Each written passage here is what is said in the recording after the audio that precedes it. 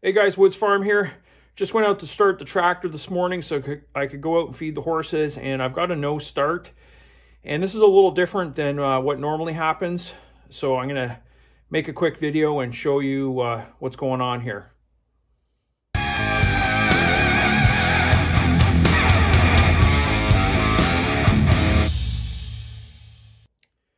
Okay guys, this is a 1974 International 354 gas tractor, and right now it won't start, and it's a no crank situation. So a lot of times I'll have a crank but no start, and a lot of my videos are either about the ignition system or the fuel system.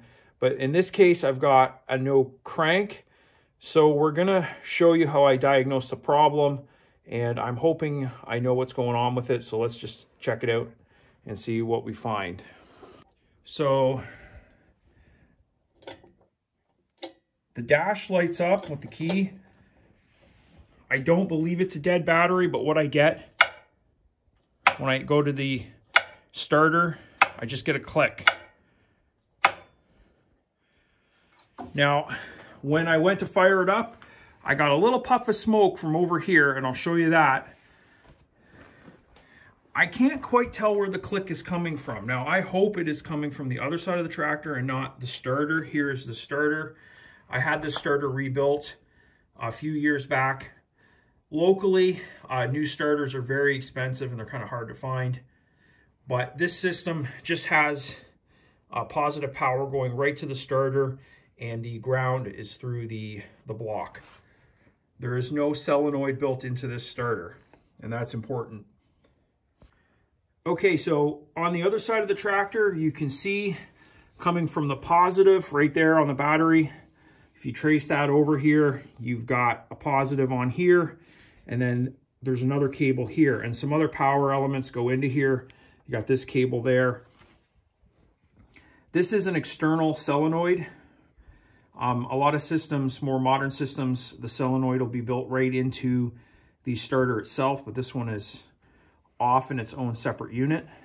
If you trace that cable, it goes right to the starter.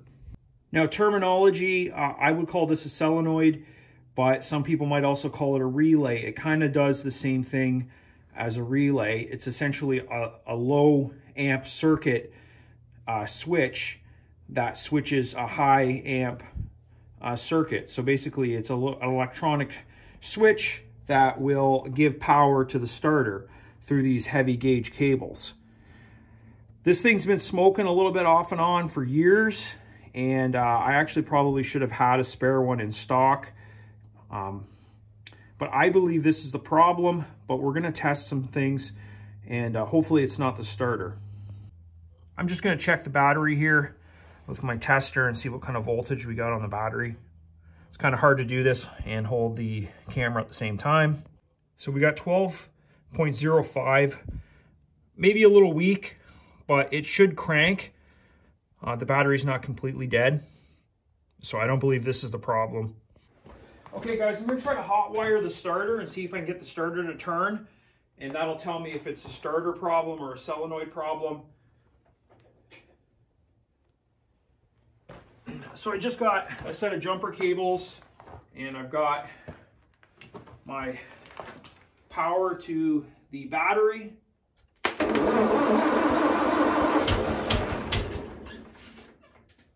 And all I'm doing is I'm just touching that terminal there. It's cranking over.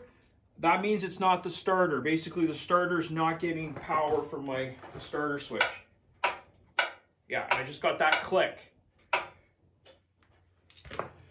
So that's a good thing. We know it's not the starter.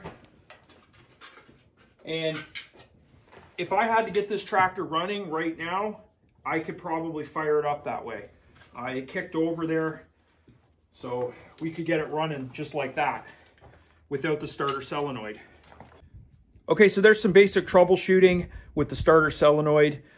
I know that's the problem, at least 99%, so I'm going to try to go into town and see if I can get one. Now, of course, I'm not going to get an original international part, but most tractor places sell some sort of like stock generic solenoid, which I should be able to rig up and make this tractor run. Going to throw the tractor on the battery charger while I head into town, and with a little bit of luck, I should be able to find a starter solenoid locally. Worst case, I'll have to order something online.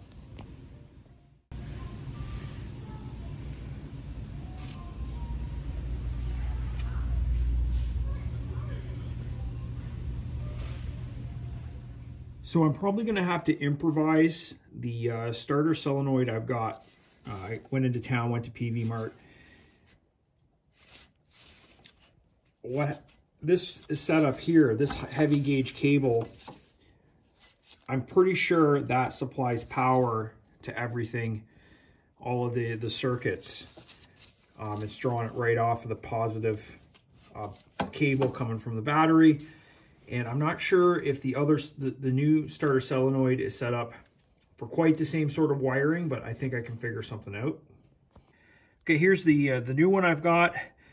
Of course, there's the two large terminals, which are just the heavy gauge cable, one coming off the battery, the other going to the starter. The two smaller terminals, I'm not sure what's going on with that, but one of them has to be for the ignition switch.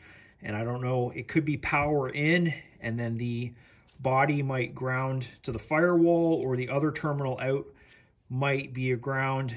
We'll have to figure that out.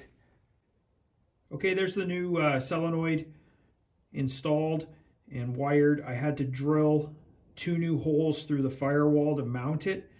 And those are pretty important because the wiring, it took me a while to figure it out, but the 2 terminals, one is labeled S, the other one is labeled I. The one for S stands for starter, and the whole system runs off the ground of the actual solenoid. So these mounting points, there's 2 mounting points, they have to be clean and good to get the actual ground to function. But you just hook up the starter power to the one that's labeled S. And my system had this cable riding off of the positive to power the whole system. So I just hooked up a terminal for that, and I've got it all wired up.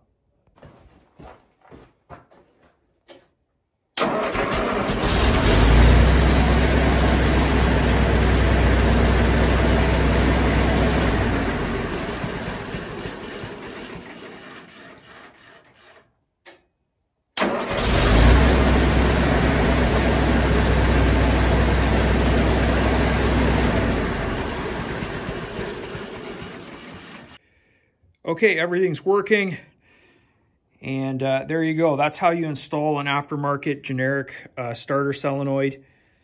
Like I said, the main thing you have to remember is the system grounds off the body or the mounting point of the solenoid, and the terminal marked S stands for start, and that's the terminal you wire onto. The other terminal, you just leave it. I believe that has something to do with systems that need ignition, more ignition power, something like that.